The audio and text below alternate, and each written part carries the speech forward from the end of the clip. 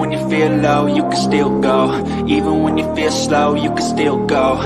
Even when there's no hope, you can still go. I never answer to no, man, I still go. Go, go, go, go, go, go.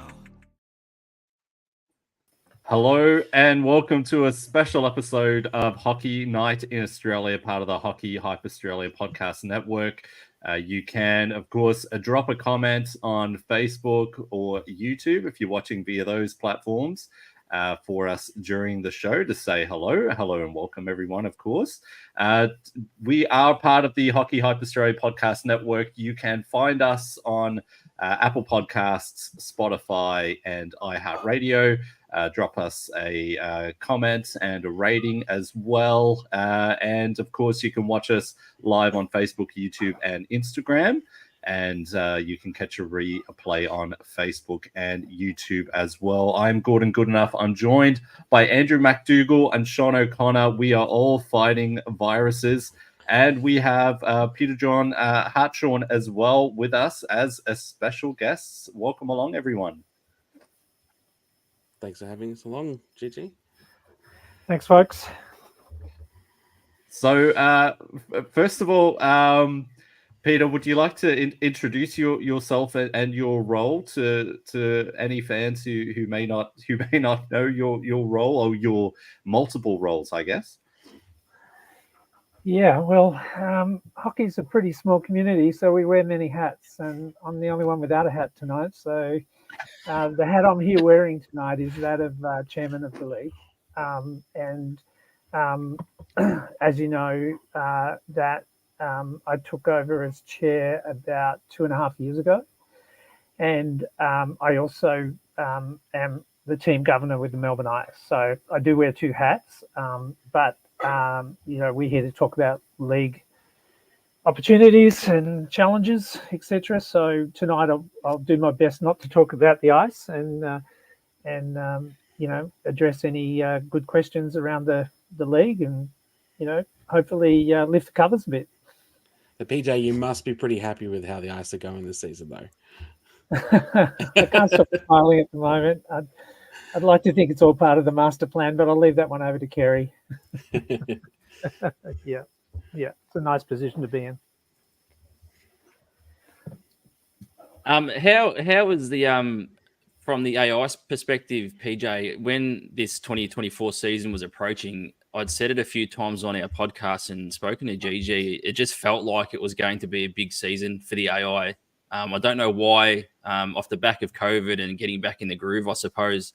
Has it sort of lived up to where the AI sort of seen the season? Because I think it's been quite a big success so far. Yeah, look, if you look at the numbers around the league, sort of midpoint, you'd have to say, like visitations probably up, 20% around the league, which we're really happy about.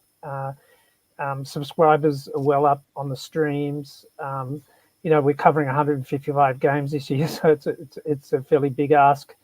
But the really encouraging thing is, I think across our teams, we've got about 320 registered players now. And if you think about it, there's probably 250 to 260 Australian players in there. So when you say it's big for opportunity for Aussie players as well. And that's really encouraging for me. And a lot of the team owners, look, I don't have stats at the moment, but I'd also say we've got a record number of players under 21 across the country as well. So I do admit the 250, 260 does include, expats that have come to Australia to play hockey for a couple of seasons and loved it so much they just stay here. So, but that's, if you look at that, there's probably, 4 or 5 in each team. So we're still bringing, over 200 players easily through the Australian ranks into hockey, which is really great. So we've just got some comments. Just to shout out Eric Brook saying hello. Tori Diver, who I met on the weekend and was great as well. Andrew John Egan, good evening. Hi, Jessica Calder, Paul Finesse as well from Canberra. Hello to you. Tori Diver, GG, SO, Sean O'Connor, Doogie, and the legendary PJ. Yes. Jeffrey Allen Roth, howdy, Peter. See you at the finals. Some love from Eric Brook, HHA, doing a great job covering many stories around the league with a small crew, and some stats from Ben Armstrong. 96% attendance every weekend across all games. That's phenomenal. That's a phenomenal stat. From Ben Armstrong there, and I know watching the games at Macquarie, the places has often been packed, and we've got a big derby game as well coming up this Friday, which we'll see another big crowd as well, which is good to see. If you do have a comment or a question for PJ, please drop it in the comments as well. Here's one from Eric. What are we doing about sponsorships to help with costs of flying teams around the country, accommodation, ground transport, etc.? Needless to say, it is expensive for the teams. Is that something that's handled at a league level, or is that kind of an individual kind of team level, or a bit of both? Yeah, look, the way the league's structured is most of the sponsorship goes straight to the teams. So teams do the footwork to attract partners and sponsors, and the league we don't take any income from the teams really. I mean, they just pay a small administration fee every year really to help us keep the doors open, but the rest of it, and then we have to go out and find our own sponsors too at the league level, just to help us as well. Like every year, like for the finals, we definitely do. And now we're under more pressure with the streaming platform as well. So what we try to do is normalize expenditure for the team, so that we try to do whatever we can at the central level to make it easier on the teams. So we have a little equalisation fund, because you look at Perth. They don't have the opportunity of a derby, and they've got to fly literally every week. And being on the other end, and I promised I wouldn't talk about the Melbourne Ice, but when you're flying to Perth, it's an expensive weekend, as everyone knows. So, and they get I'm it. sure Adelaide has the same sort of issues. Yeah, and Brisbane too, to perhaps a slightly different degree too. Yeah. We do have a question here. It's probably a hot button topic at the moment, just with the, and I'm not sure if you're able to answer this if a decision has been made. Just a question from Jeffrey Allen Roth on the finals fixtures. Is it top team from each conference having a bye, then second in one division playing third in another division, then the semis? Can you provide any info on how that will work? Yeah. So every year, around about this time, we actually plan the finals for the following year. So because the most difficult thing in the country, and everyone knows, is ice time, making sure that we're able to get ice time where we need it and when we need it at the right price for our teams. So we try to be 18 months ahead of the schedule, if you like. So the decisions that we're taking this year, we've sort of made, towards the end last year. So for the finals, the way it's going to work is the top two teams in each conference go straight into the Saturday. So if you're on top of those at the conference level, you'll go straight into the Saturday. The Friday is second and third playing third and second, basically, in the other conference. So and we call that preliminary round.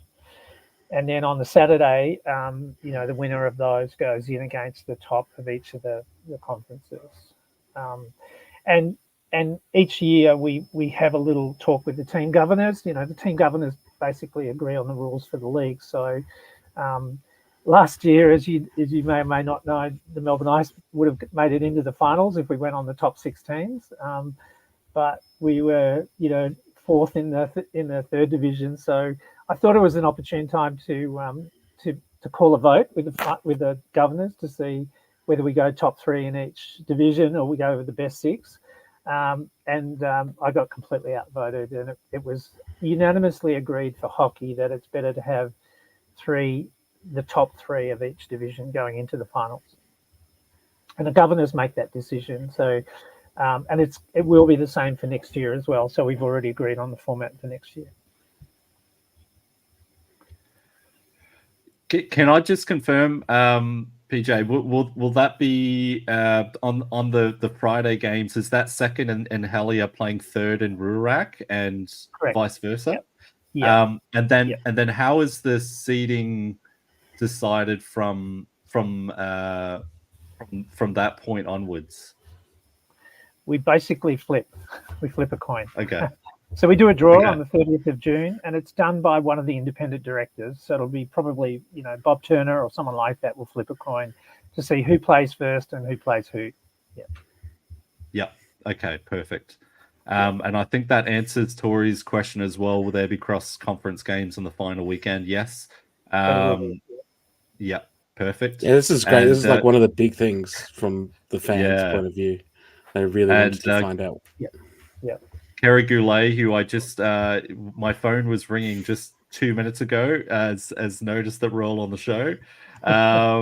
Yes, in the semi, coin toss. Yes, so that should be that. If we could live stream that coin toss, that would be amazing. Just a 2-minute live stream. That would be phenomenal. It'll be about 8 seconds long. Yeah. No, we'll get some sponsors on PJ and we can draw it out, and it'll be great. Yeah. Doogie, do you have a question you wanted to ask? Yeah, one of the big things I wanted to ask you, PJ, and it's been a hot topic recently, especially in AI fans. And Tristan on our website released an article today just regarding goaltenders. I don't know if you've got a comment at all about where the AI sees goaltenders and import rules and things like that. Is that something that the AI looks at in terms of local goaltender talent, or does the AI? So from my point of view, I see the AI as not as a developmental league. I see it as the pinnacle league in this country. I just want to know if you can give a talk about it from an AI level, if that's something that the AI actually looks at in terms of the import local goaltender type situation. Well, I think there's sort of two questions in that one, Andrew. The first one is, you're right. Our relationship with the federation is that, we're really an entertainment elite product, etc. And development is really looked after by Ice Hockey Australia through the member states, etc. But it's a bit of a cop-out, really, like in saying that. I mean, I think we all have obligations to grow the game. And my feel is that, we as, I wear my governor's hat at the moment, we attract more kids to our games than any other platform around the country, and we have an obligation to make it known to those kids that there are things to do and pathways to join, etc., etc. So that's sort of high on our agenda, and that includes not just skaters but also goaltenders as well. So you've got to then make sure the pathways are defined for those guys so that they can actually end up in elite hockey. And I think I read the comments. Was it your article, Sean, about the comment about the goalies, etc.? I mean, you're spot on, absolutely spot on. Yeah, someone else in the groups, but yeah. Yeah, I mean, it's absolutely spot on. If we just all try to outdo each other with import goalies every year, we kill that pathway, a part of that pathway. So, yeah, I think at the governor's meeting at the finals this year, we'll be looking at how we can adjust some of our infrastructure and rules to accommodate that without we won't be saying you can't have import goalies, but what we can do is make it very attractive to use local goalies at certain times throughout the year. Yeah. I think it's an obligation we have to do. Must admit, I think a lot of teams actually take it upon themselves as well, and they often use those import goaltenders that they do bring over to teach their younger locals and to really develop them even further. I just look at the Ice Dogs this season, for instance. They're working with a tandem, and Newcastle as well. Yeah, I'm really, really impressed with what Gary's doing with the new Japanese goalie up there and making it very accessible for him to help the youth and not just the youth, but also some of those B League players that, you know, just don't get that attention as a goalkeeper. You know, it's got to be the worst job in hockey, hasn't it? Yeah. We do have a question, and it's come up a little bit before. Just a question around from Tori Diver again on how were the conferences originally decided. So I guess was it a costing issue, like a way to keep rivals in conferences? Yeah, how did it come about, I guess? Yeah, a little bit. You're a little bit right there, because one of our obligations is we try to normalize. Sorry, not normalize, but we try to make travel and accommodation as fair and equitable right across the league. As you know, in New South Wales, you know, half their games they can just jump in the car and they're off. You know, and then you've got Andrew and Stan in Perth having to fly to every single away game. So we try to come up with the most equitable pattern, if you like, a bit of an algorithm, really. And we did it to withstand time. And we know over time that that teams will be strong and teams will be, maybe some teams won't be so strong. And the structure of the league might move. And you've seen that this year, you know, with a couple of teams that would normally be at the top aren't, and a couple of teams that are been in the bottom three for the last 5 years are not. So that will happen from time to time, and it's not unusual right across sports for that to happen. But we're staying, you know, we're staying pretty much with the conferences as they're set at the moment, because it does work for us in this pattern that we've got to play 15 home, 15 away games in a year, which is where we're settling at the moment, and certainly be the same for next year. No, thank you. That's helpful. We do have another question. This is the ultimate what if resources were abundant. What would be the first change you'd make to the league? From Andrew John Egan. Bloody Andrew, huh? Good question. It's a very good question.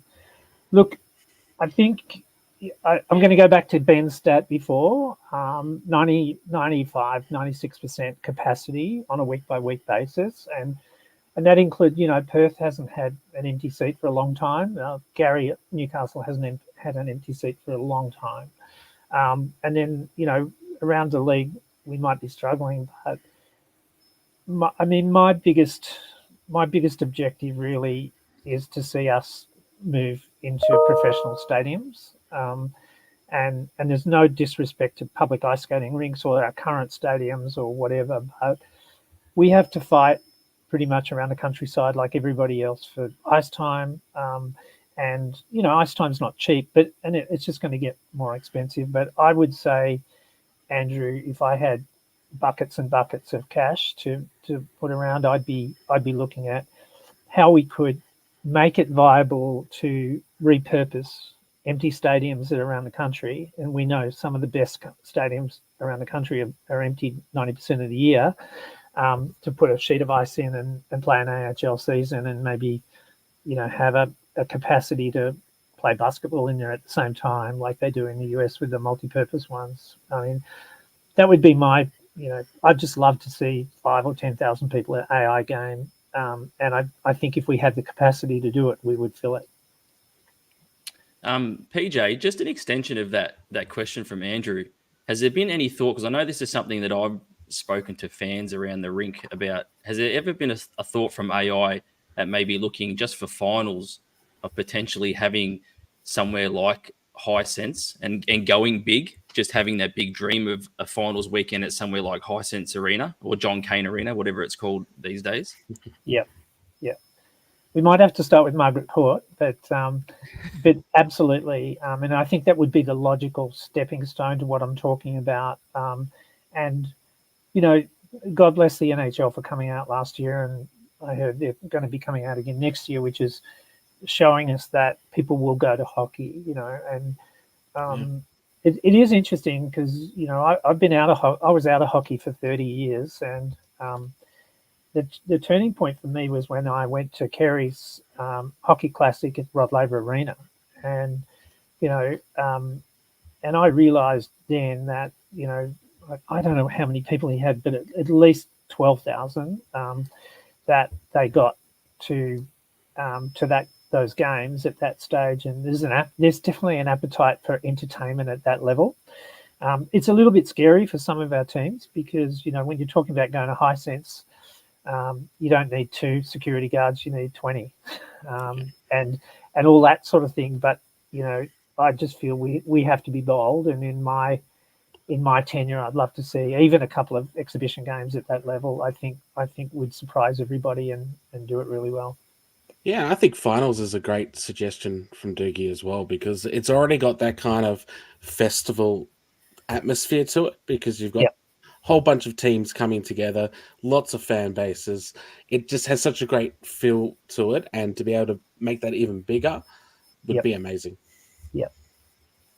And I think everybody in the country would like to see a longer finals platform as well. I mean, if we could wield that in together and make it work, I think that's a worthwhile endeavour. I got lots of formats, PJ. Yeah, well, I get about 20 a week sent to my email, so some with videos, some without. Is a question from Jeffrey Allen Roth. Any expansion teams on the horizon? Yeah, we get asked a lot, and we've got, you know, at any time we've probably got 3 or 4 applications coming in for expansion teams, and this is, you know, a hot topic everywhere at the moment, we haven't made any definitive plans at the moment, but we absolutely want to move into new markets. So I don't want to say too much about it, but you know, we don't want to just dilute our existing teams. That's the last thing we want to do. In saying that, though, you know, one of the things that really attracted me getting involved with the ICE was the derby with the Mustangs, and having a derby is such a powerful tool for both teams. You know, in a year they're doing well, it's good for them. In a year we're doing well, it's good for us. But fundamentally, it's a wonderful dynamic in the city to have a derby, and you're probably seeing that up in Sydney now. You know, we're a small community, so we have to work with Mustangs on things like exhibition games and stuff like that. When we walk in the rink, we all hate each other, which is great. You know, that's it. But the hubbies are so strong. So there's a argument there about, you know, looking at some of those regions eventually to also, particularly the ones that have got the higher travel costs. So if you look at Brisbane, could it have 2 teams in the future? Probably. Could Perth? Probably. Even you know, Adelaide. I mean, there's potential to have multiple rinks in Adelaide, so that opens that opportunity. Yeah, absolutely. So, and Adelaide's got a very strong development platform as well. You know, they develop a lot of players, and to keep them there, keep them attracted there, I think that's really plus. But there is part of another strategy with that, and that is, you know, Australia does only have 20, what are we up to, 25, 26 million people.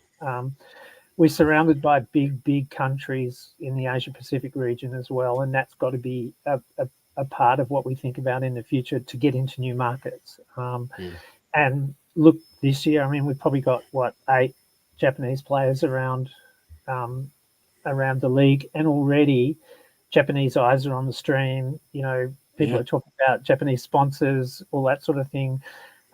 Korea's big, you know, et cetera. So that's also, for me, that's got to be part of our future.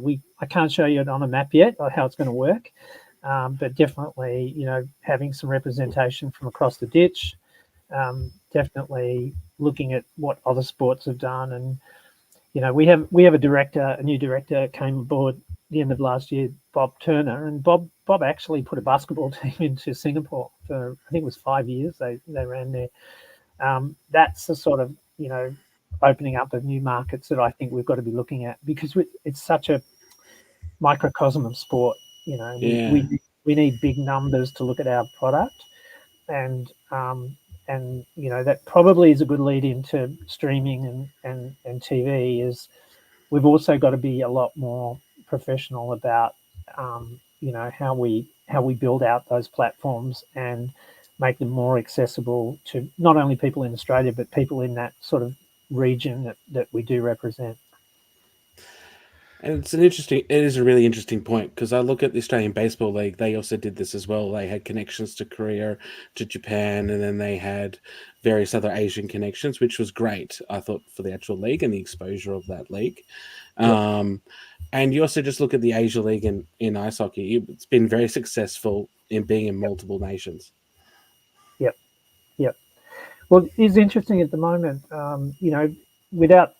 Without a lot of planning that way. I mean, we are the biggest league in Asia Pacific already, by players, by revenue, etc.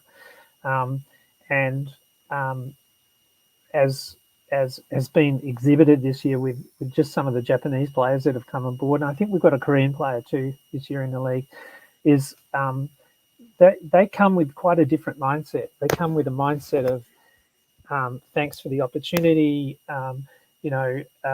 and a mindset of really, helping them, if you like, move up their own little journey through hockey and potentially get into Europe and Canada and US as well. But I mean, everyone at the league level knows that's a hot topic for me, is how we open ourselves up to perhaps some of those communities. At the moment we're getting, I don't know, 40 or 50 Japanese people coming to every game. Why can't it be 200? And then why can't we do the same with the Korean community, the Chinese community, etc. as well? Yeah, and even the Ice Dogs brought over the first Filipino player this year. Yeah, I saw that. Well, and we actually got mentions, that whole transfer got mentions on their major news publication within the Philippines. Yeah. I mean, that's huge exposure for the league. Yeah. To a very large country. Yeah. Relative. Yeah. We might have time just for one or two quick questions, if that's okay, PJ. Yeah, sure. It might. Here's a question. Just wondering about the streaming service being paid for by the teams rather than the league. Do you have comments on that, or is there a plan to transition that in the future? Or yeah, it's a really good question. And as you know, I think that ICE was maybe the first or the second team to stream, and have been doing for many years, etc. It was part of the plan that we enacted about 18 months ago, was that within 2 or 3 years we'd cover all the streaming costs. I think at the moment we're up to about 2/3 this year, maybe a bit more. So we do rebate the teams every year for the streaming. At the moment, just because of the sheer dynamics of our league and the different types of stadiums, all those production companies really are the partnerships with the individual teams. So, and they've been with them for quite a few years. So, our goal is to kind of make all that look and feel the same for AIHL TV. So it's you should be looking at the same thing and the same commentary style, etc., etc. So that's currently what we're doing. But I would say one more year, and we will have driven our subscription base to a point where we can cover the full cost. It's still, 155 games is still expensive at whatever it is per game. It's and so it started that teams like us had to pay for everything, and then that ended up on Foxtel, I think, at the time, Game of the Week. But this year I think we're well over 2/3, and it might only be one more year, and we'll be able to cover the full thing. And a final question, because I'm aware of time, from Karl Heinzer. Is there a plan to introduce a referee import program? There's a lot of referees sitting idle in the Northern Hemisphere this time of year. Now, who the hell is Karl Heinzer? He must be from Germany, I think. So, is there a plan to look at referees? I'd rather open it up a bit more and say there is definitely a plan to help with referee development. And one of the things, I mean, why anyone would be a referee in our sport, I never know. But we've all got different views about different referees at different points in time, etc., etc. We use about 80 referees now across the country. So referees and linesmen, linespeople. and I don't know the number, but I would say every year there's about 10% attrition. So we have 10% new ones or promoted or whatever, and 10% dropout, etc. So at up until now, we pretty much just commission referees to come across from Ice Hockey Australia, and then we use those referees. It's a little bit like what we were talking about with development before, though. We have an obligation to keep improving and developing as our game improves. And the answer is yes. There is plans, but this is a really good example where the league would probably have to cover some of that cost, but we'd also have to get agreement with our governors, the people we work for, that they would also jump in and do that, because I don't know what it would cost to bring a referee out from Sweden or Canada for a year, but I'm assuming it's a decent chunk of money. Yeah, maybe we could cut the cost and have an import player ref, just to see if that would work. No, but thank you so much for coming on and joining us. Sorry we went a little bit over, but really appreciate you answering some questions. I hope that was helpful. Yeah, anytime, guys. Anytime. Thanks. Yeah, perfect. Appreciate it. Yeah, great. Yeah, thanks for coming on, PJ. Thanks so much, PJ. Thanks, guys. Great. Well, that was excellent. Yeah. Hopefully that's answered some people's questions. He was pretty open as well. Yeah, I thought it was really interesting about the whole fact that there's already a lot of stuff already locked in for next season and season after. So that should give a lot of people a lot of, I guess, assurance of where everything's at. So just some love for PJ, Tori Diver. Thanks for visiting, PJ. Sam Trapolino. Cheers, PJ. He'll see him in Adelaide this weekend when the Melbourne Ice visits. Paul Finesse. Thanks, PJ. Great stuff. Eric Bonar. Great work, guys. Hey, PJ. Good of you to jump on. And as well from Jeffrey Allen Roth. Thank you for sending in your questions. Sorry we didn't get to all of them, but maybe, we can get PJ back on and we'll deal with the next controversy, whatever is the hot topic of the day at that time. Shall we get into the results from the weekend? All right, we're gonna buzz through these because we're all sick and we've got 27 minutes. Melbourne Derby, Mustangs battered the Melbourne Ice 5-3. It was a surprise victory, wasn't it? It was in the context of the standings, but I know, Doogie, you said last week that the form guide kind of goes out the window with the derbies. Yeah, you never know what you're going to get with the derby, and I expect that this Friday as well when we have the Sydney derby. Just watching the Mustangs over the weekend, when I look at these results, I think that the Mustangs back-to-back wins was the biggest results across the weekend for me. The second time they've done it this season. And they just keep a bit of pressure on the Thunder. But when I look at the Mustangs, and maybe it's because Scott Timmins is now just standing on the bench and he's not actually playing as well. He might be able to see the ice a little bit better. I feel like they've got their pairings and lines sort of right now. I've seen that across the weekend. And I know I've mentioned this on our podcast throughout the season that I felt like the Mustangs' blue line was quite thin. But looking at their pairings now, it seems like they've got those pairings right. So on the weekend, they had Ty Wishart with Kikuchi, and Kikuchi has just improved massively playing alongside Ty. And then Jackson Lane and Mike Georgie were together. And then you got Astafiev and Evan Kristalev as well together. So it feels like their defensive pairings are starting to really come together. And it feels like they've got the gelling it quite well. And then they throw in someone like Ryland Freed, who looked really, really good as well. So it sort of seems like they're getting things together. He really hit the ground running, Ryland Freed. It was, good to see. And I mean, this comes off the back of a split weekend in Canberra as well. So at the last 4 results for the Mustangs have been overall really impressive. And I did mention GG in our Slack about Freed. He reminds me of like an old school centerman. Just up and down the ice, working both sides of the puck really hard. and it took him a little while to get his first goal. But throughout the game, he was driving to the net and just playing that centerman position just to a T, like you would back in the day, sort of thing. So he seems like a really good fit for the Mustangs. Parker St. Clair, so many 5-on-3 PK from both teams with great. Mustangs goalie was on fire. Yeah, Logan Flodale, 101 saves on 107 shots over the weekend. Andrew John Egan Stangs picked themselves up off the canvas this weekend, and Jeffrey Allen Roth Elder was awesome versus my Thunder. Yes, we will get to that.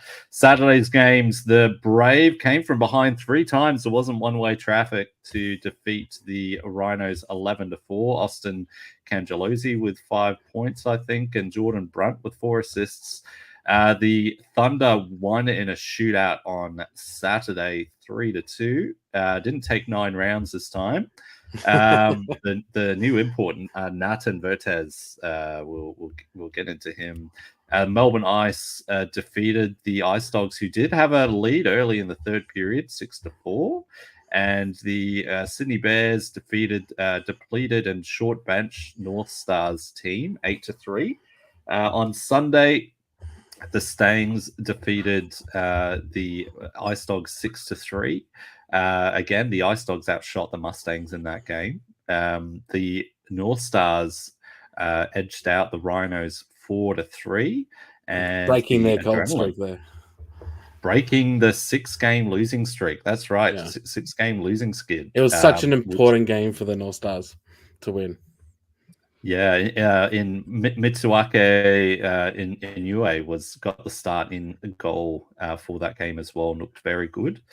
And the power play gets it done for the North Stars. Geez, they've got the second best power play, I think, in the league, and we'll get into a little bit about that. And yeah, the Adrenaline with a 3-1 win over the Perth Thunder. So it means, shall we go to the standings from now, or do you want to talk a little bit more about the games? The standings, great.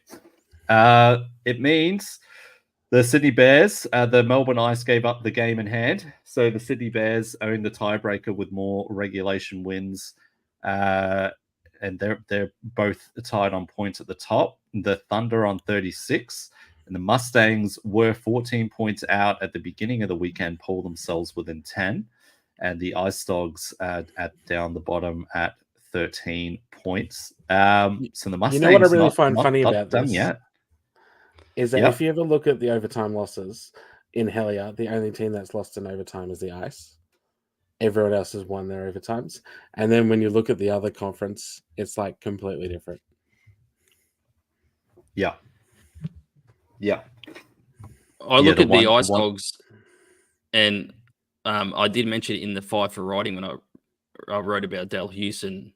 When I watched the Ice Dogs on the weekend, geez, they deserve more than what they got from the weekend.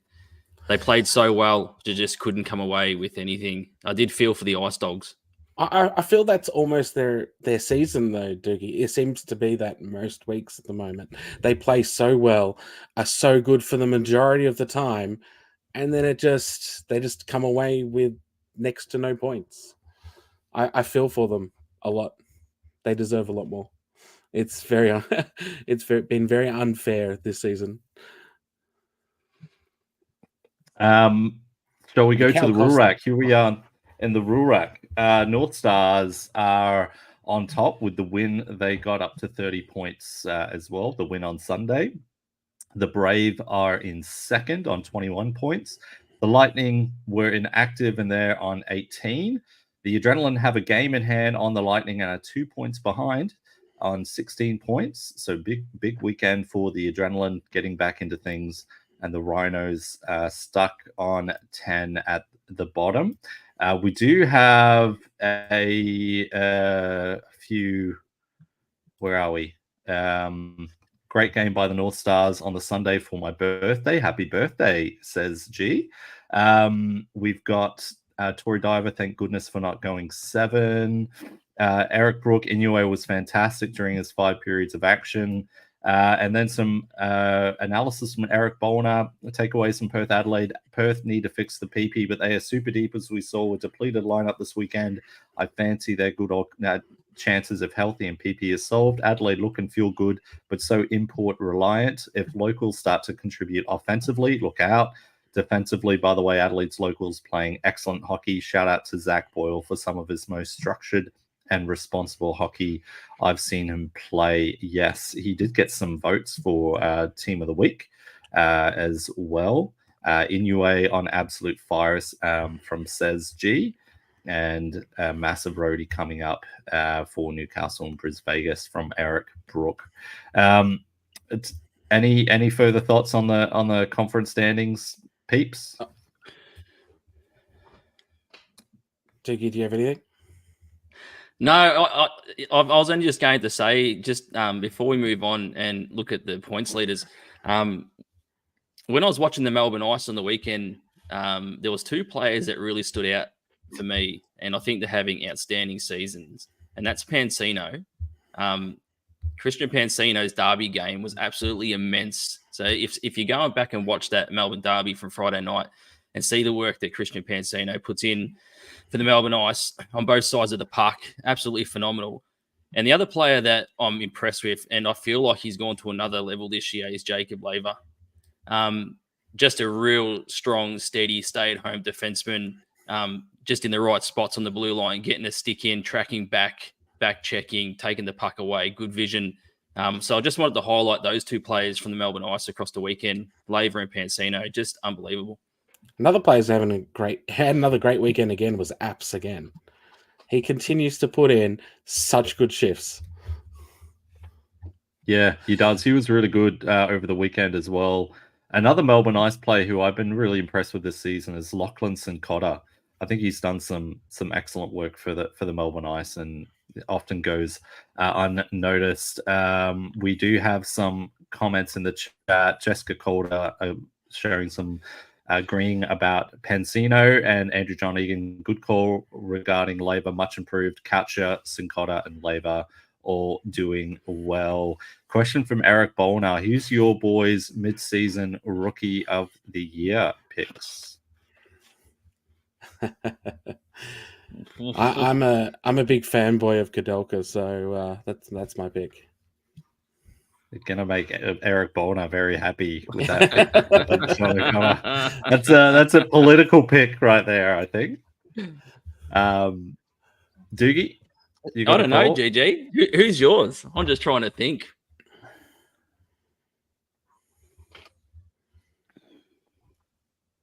Does Brody Lindell count as a rookie? He's listed as a rookie on the AIHL website.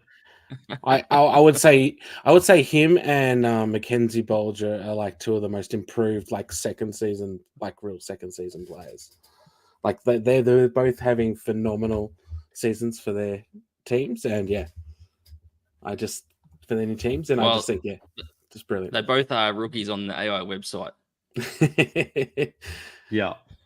If Lindell's a rookie, he'd be my pick. Other guys having good seasons like Malik West in Newcastle has been good. Who else? Yeah, Kadelka was a good shout. Honestly, he's such a good skater as well.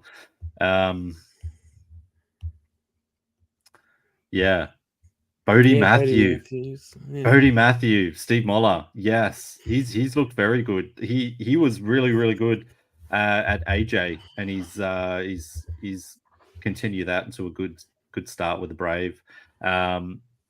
Andrew John Egan, if Lindell counts his streets ahead, and also just adding that Cincotta getting a lot of good shots off from the point. Mackenzie Bolger stood out for the Rhinos via Newcastle, including the opening goal in 18 seconds. I think it took him for the opening goal. And Bodie Matthews been getting a lot of ice time for Canberra as well.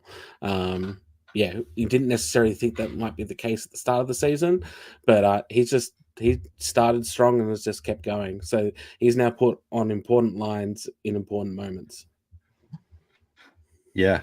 Shall we go to the Warren Price? Nuts the Bodie is 16. Is he 16?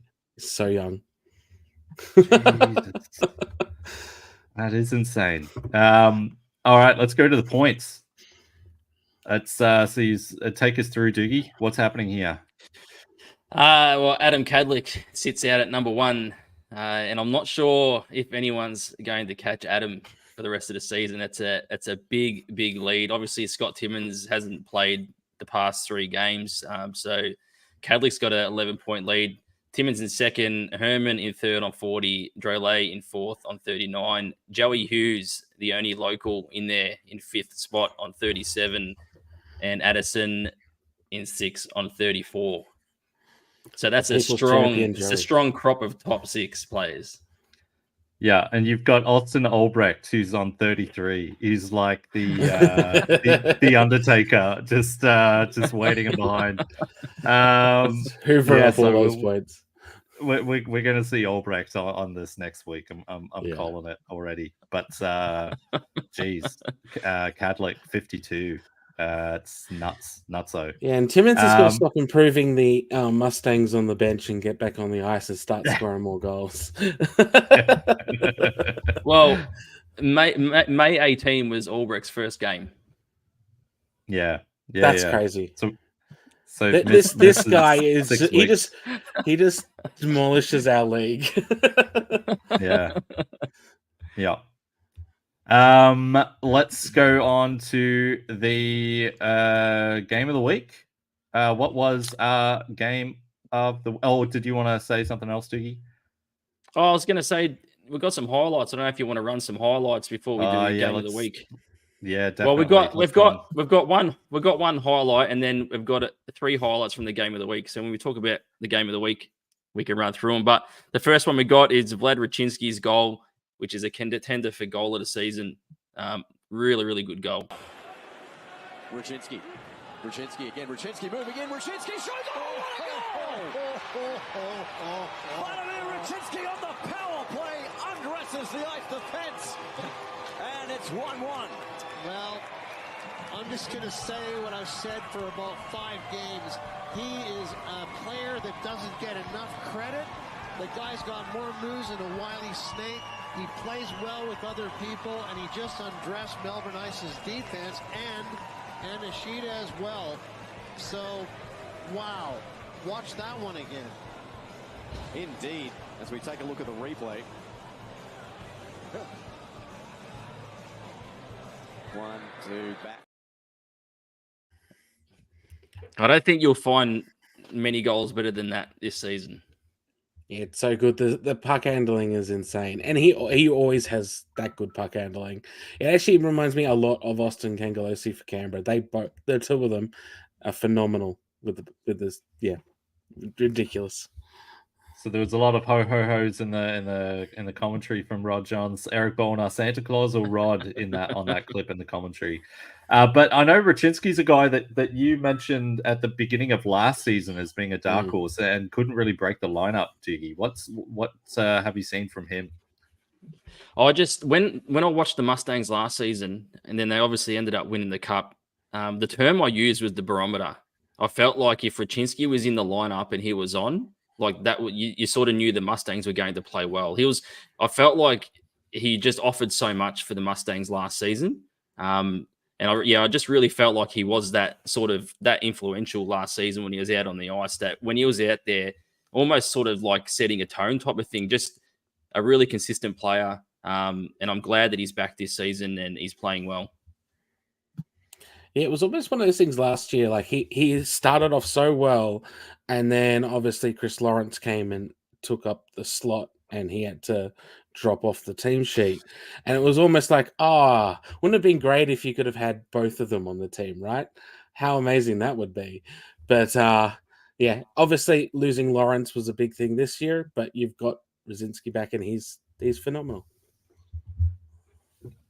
All right, let's go to game of the week then, so that we can crack open those other 3 highlights. It was, of course, Saturday's thriller. You did call it in the chat pretty early, Doogie, and I think you as well, Sean, that this one was going to be game of the week. The Thunder end up pulling out the 3-2 shootout win It's just Your so thoughts? enthralling. Like it was so engaging and engrossing. Like you couldn't look away. There was so much action happening all the time, and like each team was so close to either collapse or success at any moment. It was a phenomenal game to watch. Anyone who hasn't watched it and has access to AIH TV, go watch the replay now. Yeah, or just watch the 3 highlights that we have, because that Yeah. perfectly encapsulates the entire game. No, it was a great game, back and forth, and the two people in the picture. What a great picture from Frank Kutch. That one is the storyline of the game was these two players playing out of their minds. It was Vertez's first game back. There were players missing, of course, from the Thunder lineup. And he's been a welcome addition early on, it looks like, doesn't he? Yeah.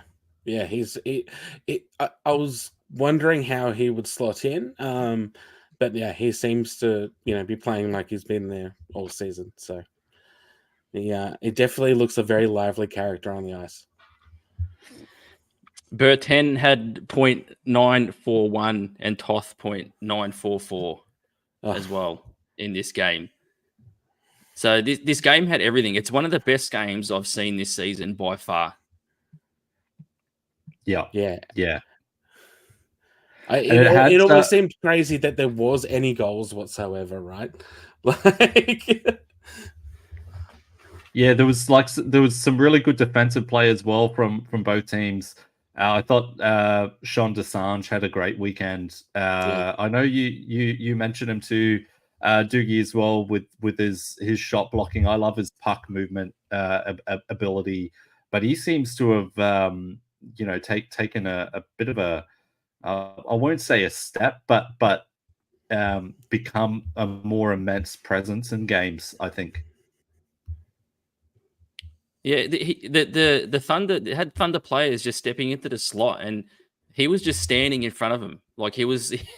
And it's crazy when I watch stuff like that. I just think that's crazy. And I know it's a hockey player's job, and the defenders are out there to do it. But you mentioned the puck handling, but just stepping in front of a puck when a Thunder player is going to rip one from the slot and just blocking it and just protecting his goaltender, just a great performance. Yeah. And Braden Maybe playing for the Perth Thunder as well. He was, I think he was part of that Suns team, the AIHL last season. What do they call them? The Sun Devils. The Sun Devils, which was basically the Queensland WA team mixed up together. Yeah, he looked pretty decent as well. So good to see him out. I haven't seen him on the Perth Thunder traveling team this season. So you're good to see him getting out as well. And yeah, some good defense from the Thunder in front of Bertien. We've got a good comment here from Eric Bolnar. Good gamers on both teams genuinely can say we deserve to win that, and that's what we got in this game of the week. So yeah, so that's good validation for our choice of this as the game of the week as well. Shall we hit? It almost seemed unfair that someone had to win in the shootout, right? Yeah. Were you hoping both teams lost? Oh, that's right. Yeah, both teams. Give him nothing.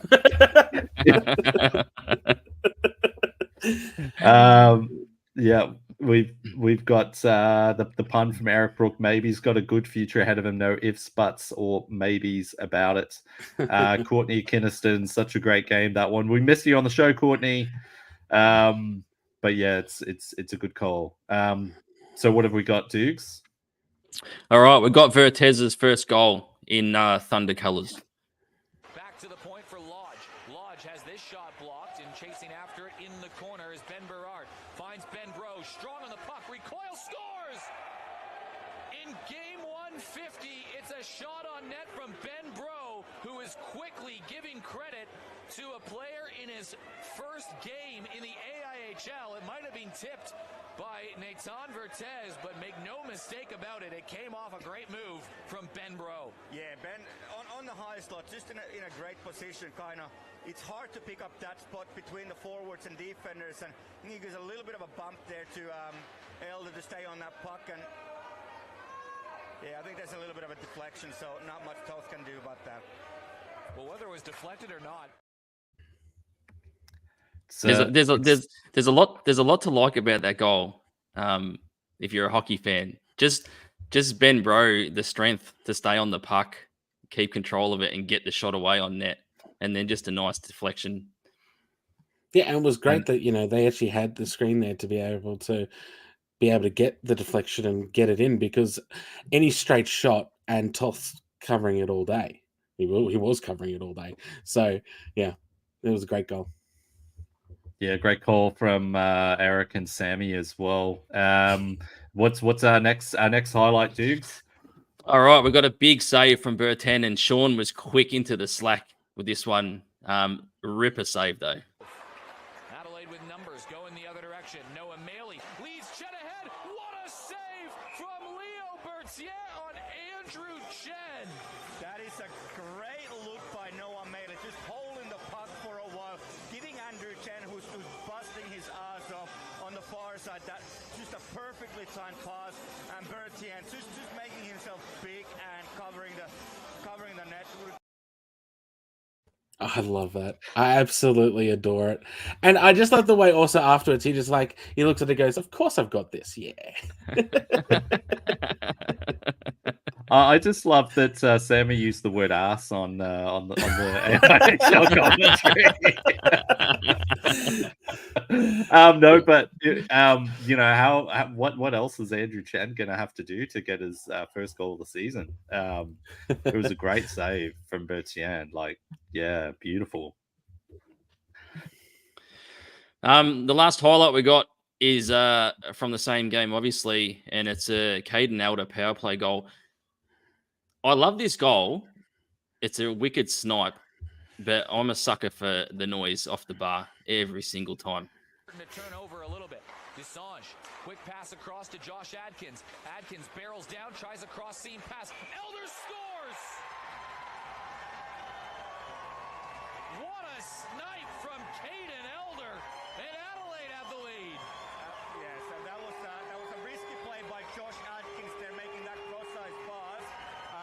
But he backed his skills right here, and it's just a wonderful quick release. And there was about room for one puck to go through there, and that's all Elder needed. And that's one of those, I think, just. It's such a good goal. He's a former Calgary Hitman player, so he's already high up on my list of players that I love in this league. But that goal, and I just love the noise every time we hear a goal. And we had Barzi do it last week at the same rink at the same end for the Rhinos. Just rip one in off the bar. I just love it. Yeah. And Julian Friedrich, he is a pest in that net front presence role on the power play. He's such a big body and causes a lot of problems as well. And in there working hard to take Bertien's attention away. So kudos to him as well. Young player having a good season. But Elder is just, it seems like he's having an I'm him moment, isn't he? He's putting the team on his back these past few rounds. It's his influence has just skyrocketed. It's quite amazing to watch. Any final thoughts? That's it. Oh, yeah. That's it for the highlights, GG. That's it. All right, let's move on because we are running out of time. Let's go. Team of the week. Do we have team of the week? Do we have the 3 stars graphic? We do. Team of the week. So we've got this is of course the Hockey Hype Australia staff voted. We had to put in Caden Elder. We had Brody Lindell with his 4-goal game. That was a career high for him as well. Austin Cangelosi was immense for the Canberra Brave. Kyler Matthews on the power play he's a cheat code. Scores so many really good power play goals. Sean Desange, we thought he had a great weekend, and Logan Flodell I think just the mountain of work that he had over the weekend was impressive. We could have gone any number of goaltenders, but Flodell made the team. So that is the team of the week. Feel free to yell at us for hating. There were your so favorite many player. players that could have fitted into this. Like it's unbelievably hard to pick just 3 forwards, 2 defensemen, and 1 goaltender. Yeah. Any final thoughts, peeps? Shall we go to Sean, let's go to weekend 3 decision. stars. This is where all the controversy starts here in this 3 stars, GG. Yeah. So this is fan voted, so it's not our fault, so it doesn't matter. Ryland Toth, the Adelaide fans have been in the comments the last couple of weeks, big time. So Ryland Toth, first star, well deserved. Even other teams' fans were voting him in. Brody Lindell, second star, and Caden Elder as the 3rd star of the week. So thank you for voting. Toth and Elder in again. Second week in a row, they're both in. I do have to say, we did have some people making some weird votes. We had a player who didn't even play this weekend who someone voted for. So I thought it would be hilarious if we got like a John Scott situation and people just came out and voted for some guy who's been retired for 6 years. That's Greg Odie, he's going to get there next week, guys. All right, so that's the 3 stars. Let's go to this coming week's games, the preview. So we have Sydney Derby Friday night, 7:30 p.m. I love the 3 days worth of hockey. It's so good. The Melbourne Ice visit the Adelaide Adrenaline for a doubleheader that Saturday and Sunday, so I don't need to mention that one. The North Stars visit the Lightning in a doubleheader, so I don't need to mention that one for the Sunday. The Mustangs are in Sydney and play the Bears Saturday, and then the Ice Dogs on Sunday, and then the Thunder visit the Brave for just a 1-game series, 1-game thriller at Phillips Ice Skating Arena. Doogie, you're going to be in Sydney with me, mate. You're coming up to travel. Yeah, I've got my first Sydney Derby ever on Friday night, and then rolling into the 2 Mustangs games back to back. So I should be getting the red carpet treatment from GG up there at Macquarie. He's got the VIP I'm looking forward to it. up there. Yeah, I think GG's organising the VIP seats for me. No, at Macquarie. No. They won't let me in again after last weekend. No. Yeah, it should be a cracking weekend. Sean, what's your highlight from this coming weekend? I would love to go see Canberra versus Perth, but unfortunately, I think I'm not going to be well enough to go out for the game, and this will be the 2nd season in a row I missed the 1 Perth game in Canberra. It's a bit unfortunate. But I think overall, I'm really looking forward to the Sydney Derby. I think the Sydney Derby will be amazing. But I'm also really interested to see how the Lightning match up with the North Stars, as far as it's a really important game for the Rurik Conference to really see just where the teams are, because the Lightning didn't play last week, and the Brave have now caught up to them, and you've got basically Adelaide now also just behind by a couple of points. So it's so important for both teams to work out just where everyone's going to fall at the end of the season. I was going to say the same thing, Sean. That Newcastle Brisbane doubleheader is massive for the Rurak, and especially because GG at the start of the season you were big on Adelaide, and they're inching closer and closer and closer. So that Newcastle Brisbane weekend series is massive. Yeah, also the Rhinos aren't playing this weekend either. So for both Adelaide and Brisbane and Canberra, it's important. Yeah, I think those Melbourne Ice Adelaide Adrenaline games are going to be cracker. I think the way that Adelaide have been producing. Think of the wins that the Adelaide third Adrenaline weekend in a row that Adelaide are playing at home. Yeah. it's a vital stretch for them.